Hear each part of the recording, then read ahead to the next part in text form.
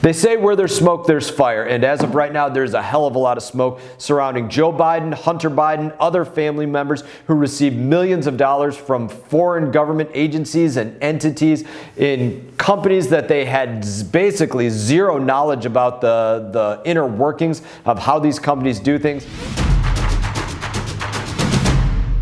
Hey everybody, I hope that you're all having a great week. I'm here with an update from Washington, D.C. Now we've got a lot to cover. We're going to talk about combating China, an update on the National Defense Authorization Act, or NDAA as we call it, and an impeachment inquiry. Let's get into all of it right now. First up, the Subcommittee on Oversight and Accountability, which I chair as a part of the Foreign Affairs Committee, held a hearing this week focused on combating China. Specifically, we're looking for ways to make sure that American technology doesn't get into the hands of the Chinese Communist Party or other bad actors. We know that this is already happening thanks to President Joe Biden's willingness to appease Xi Jinping in a number of different places. The infamous Chinese spy balloon that floated across America, that managed to float over 48 separate states in February, was actually made using American technology.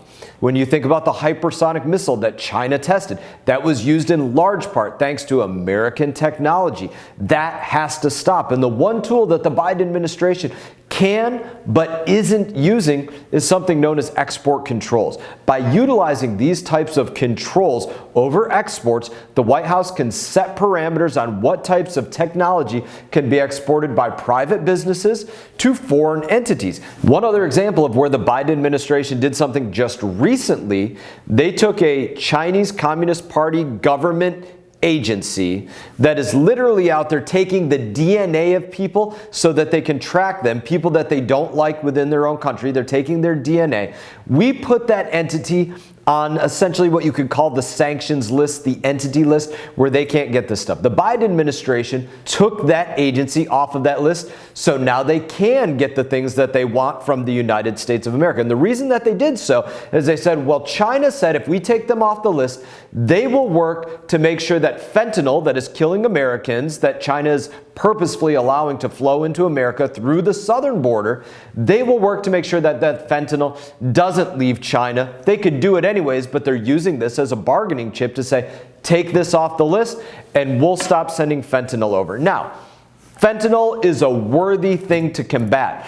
But you might say to yourself, how about the Biden administration, instead of allowing a Chinese agency to get things that we know they want because they're going to combat Americans with it, how about instead we secure our southern border so that people and goods that we don't want to come across the southern border don't come into the United States of America, and then you don't have to make a bad deal with China. That can't happen. There's absolutely no reason that the Biden administration should be ceding the United States of America's strategic advantage to one of our most dangerous adversaries, China. They should be doing everything in their power to maintain it and protect Americans' innovations from being used against Americans. This was the second hearing that we've held on this topic because it is a major national security issue, and it's something that we're going to continue to push the Biden administration to address in a much stronger way. Speaking of national security, this week the House considered the National Defense Authorization Act, or the NDAA, as I spoke about earlier. This is the bill that authorizes all military spending across the country, across the globe. It is one of the few pieces of legislation that actually gets passed every single year. I want to take this opportunity and pull back the curtain a little bit on the legislative process. Now, the House of Representatives passed our version of the National Defense Authorization Act back in July. I vote in favor of that version of the National Defense Authorization Act. It was then sent over to the Senate on the other side of the Capitol, where the senators amended what we, the House, sent to them. Amended meaning they changed it, meaning it was different from the version that the House sent over. Now, in order to, quote, resolve the differences between what we sent them originally and what they are now sending back to us, the bill goes through a process called conferencing. A group of representatives, a group of senators, they're chosen, they meet, they get together, and they negotiate amongst themselves to produce a final version of that bill that takes from both the House version and the Senate version, merges as many things as possible, and a few things are put on the wayside and not actually put into that.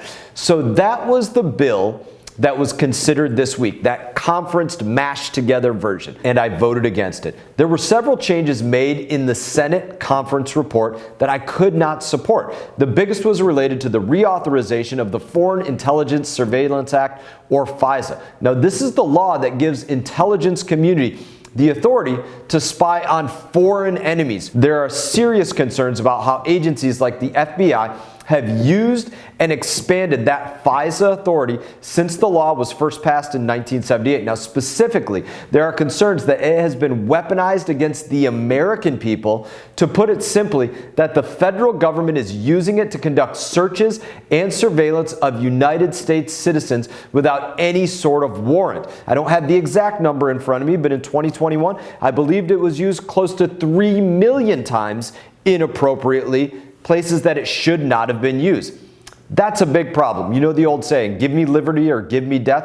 Well, we got to have liberty first. Now, while it's crucial that our military and our intelligence community have the tools that they need to combat China, Russia, Iran, North Korea, others, it's also crucial that we protect liberty guaranteed to us by the Constitution, or give us death, as the saying goes. Finally, on the House floor this week, I voted on whether or not the House should proceed with formal impeachment inquiries of President Joe Biden. Let's be clear. This was a vote to formalize the inquiry of an investigation, not on the impeachment of the president, and then have it sent over to the Senate to vote on his removal. Now, what was interesting about this vote is that I have now been in Congress and witnessed 2 impeachments, but I've never had the opportunity to actually vote on proceeding with an investigation. Now, under Speaker Pelosi, Democrats took a shoot first, ask questions later approach in dealing with President Donald Trump, and that's the opposite of how Republican-controlled House of Representatives is approaching this impeachment inquiry. For months, Chairman Jamie Comer, Chairman Jim Jordan, Chairman Jason Smith have been carefully following the facts and doing everything in their power to get answers from President Biden. But because he's refused to cooperate, additional authorities are needed in order to get those answers. That's why we're moving into this next phase of investigation. To me, it's crystal clear that this needs to take place. They say where there's smoke, there's fire. And as of right now, there's a hell of a lot of smoke surrounding Joe Biden, Hunter Biden, other family members who received millions of dollars from foreign government agencies and entities in companies that they had basically zero knowledge about the inner workings of how these companies do things. Hunter Biden, the crackhead, working in an energy company in Ukraine. These things didn't make sense at all, and the Biden administration is not willing to answer for it. But we're going to go after getting those answers, not predetermined outcomes. We're going to let the evidence speak for itself, which is pointing in some pretty damning directions, so stay tuned for that. In that, as always, just love to say that it is an honor to serve you. I hope that you all have a great weekend. I hope that it's leading into an amazing Christmas holiday for every single one of you. I'll see you all around. You all take care. Hey everyone, thank you for watching this video. If you enjoyed the video, please click like and subscribe. I will be back on YouTube with more exclusive content, so stay tuned.